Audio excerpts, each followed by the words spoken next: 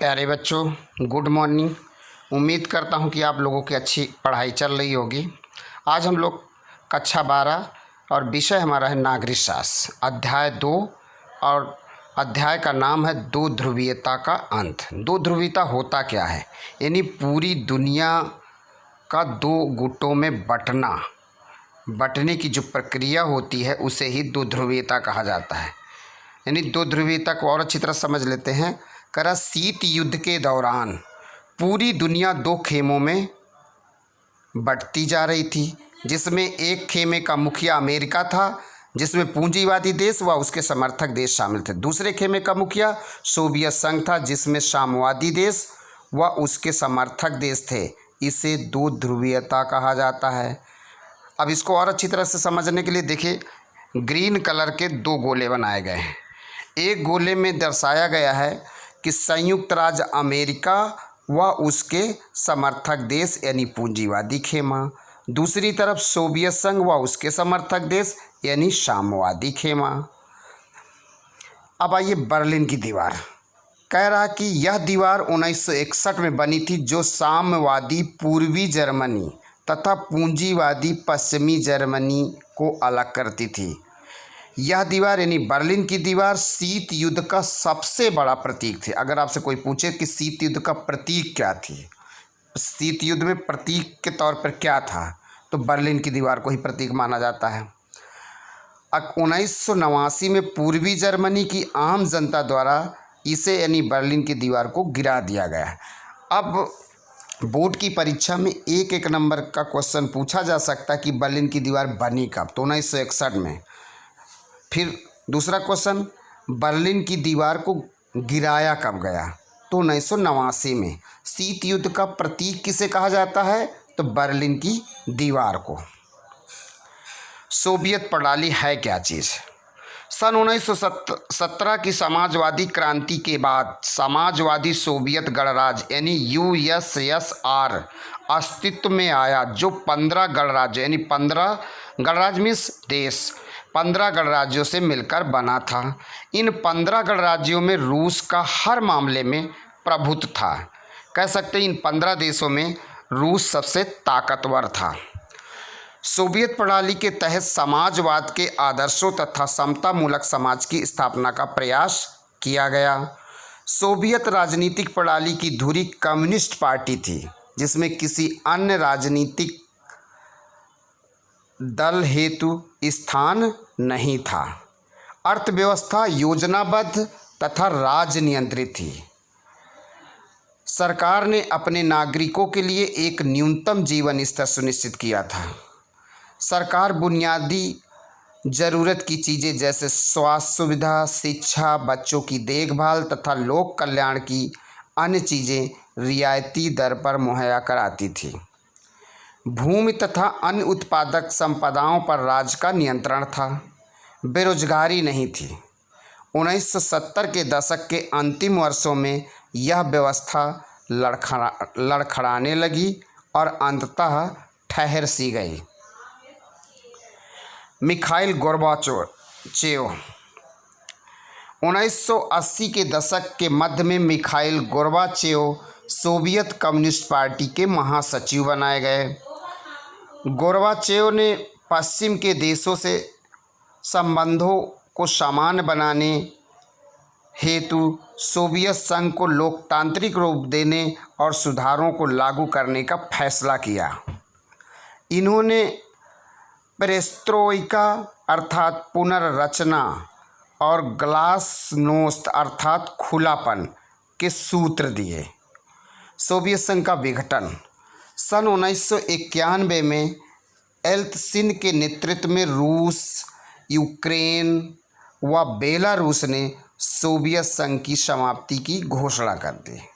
स्वतंत्र राज्यों का राष्ट्रकुल बनाया गया। रूस को सोवियत संघ का उत्तराधिकारी बनाया गया। उत्तराधिकार में रूस को सुरक्षा परिषद की स्थायी सदस्यता, परमाणु शक्ति संपन्न देश का दर्जा, सोवियत संघ द्वारा की गई अंतर्राष्ट्रीय संधियों व करारों को निभाने का जिम्मा प्राप्त हुआ। एल्त्सिन रूस के प्रथम राष्ट्रपति बने। बोरिस एल्त्सिन को साम्यवाद से पूंजीवाद की ओर संक्रमण के दौरान रूसी लोगों को कुछ कष्ट का जिम्मेदार भी माना गया। सोवियत संघ के विघटन के कारण कौन कौन रहे? तो सोवियत संघ की राजनीतिक व आर्थिक संस्थाओं की अंदरूनी कमजोरी जो कि लोगों की अपेक्षाओं को पूरा ना कर सकी, एक तो कारण ये रहा। दूसरा कारण सोवियत संघ द्वारा परमाणु हथियारों व सैन्य साजो सामान पर अधिक खर्च करना, दूसरा कारण ये रहा। तीसरे कारण में कह रहा कि पश्चिमी देशों की तरक्की के बारे में आम लोगों की जानकारी का बढ़ना, ये भी एक कारण रहा। और चौथा कारण है सोवियत संघ का प्रशासनिक व राजनीतिक रूप से गतिरुद्ध हो जाना, यानी सोवियत संघ का जो प्रशासनिक तंत्र था और राजनीतिक रूप था वो एक रुक सा गया था। मिखाइल गोर्बाचेव के सुधारों की धीमी गति का होना, सोवियत गणराज्यों यानी रूस, Estonia, Latvia, Lithuania, Ukraine, Georgia में राष्ट्रवादी भावनाओं व संप्रभुता की इच्छा का उभरना भी सोवियत संघ के विघटन का कारण बना। सोवियत संघ के विघटन के परिणाम क्या हुए? शीत युद्ध का अंत हो गया, हथियारों की होड़ समाप्त हुई और एक नई शांति की संभावना का जन्म हुआ। विश्व राजनीति में शक्ति संबंध बदल गए। अमेरिका विश्व में अकेली महाशक्ति बन गया या अकेला महाशक्ति के तौर पर उभरा। अंतर्राष्ट्रीय स्तर पर पूंजीवादी अर्थव्यवस्था का प्रभुत्व बढ़ा। विश्व बैंक व अंतर्राष्ट्रीय मुद्रा कोष जैसी संस्थाएं विभिन्न देशों की ताकतवर सलाहकार बन गई। अंतर्राष्ट्रीय स्तर पर नए देशों का उदय हुआ। एक शब्दावली है शॉक थेरेपी। पूर्व के साम्यवादी देशों को पूंजीवाद की ओर ले जाने हेतु विश्व बैंक तथा अंतर्राष्ट्रीय मुद्रा कोष द्वारा निर्देशित मॉडल को शॉक थेरेपी कहा गया। शॉक थेरेपी के तहत निजी स्वामित्व को सर्वोपरि मान्यता दी गई। इसके अंतर्गत राज्य की संपदा के निजीकरण व व्यावसायिक स्वामित्व के ढांचे को तुरंत अपनाने की बात की गई थी। शॉक थेरेपी के परिणाम क्या हुए?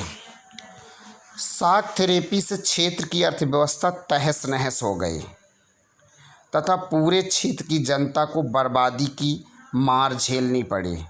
रूस में राज नियंत्रित औद्योगिक ढांचा चरमरा गया। 90% उद्योगों को निजी हाथों या कंपनियों को औने पौने दामों में बेचना पड़ा। रूसी मुद्रा रूबल के मूल्य में नाटकीय ढंग से गिरावट आई। मुद्रास्फीति बढ़ने से लोगों की जमा पूंजी जाती रही। सामूहिक खेती प्रणाली समाप्त होने से खाद्यान्न सुरक्षा नहीं रह गई। सरकारी रियायतों के खात्मे के कारण अधिकांश लोग गरीबी में पड़ गए। अमीर गरीब के बीच बहुत आर्थिक असमानता आ गई। कई देशों में एक माफिया वर्ग उभरा जिसने अधिकांश आर्थिक गतिविधियों को अपने नियंत्रण में ले लिया। पूर्व साम्यवादी देश व भारत यानी भारत रूस के संबंध क्या रहे? भारत ने सभी पूर्व साम्यवादी देशों से अच्छे संबंध बनाए रखे। रूस जो कि सोवियत संघ का उत्तराधिकारी है के साथ भारत के सबसे गहरे संबंध हैं।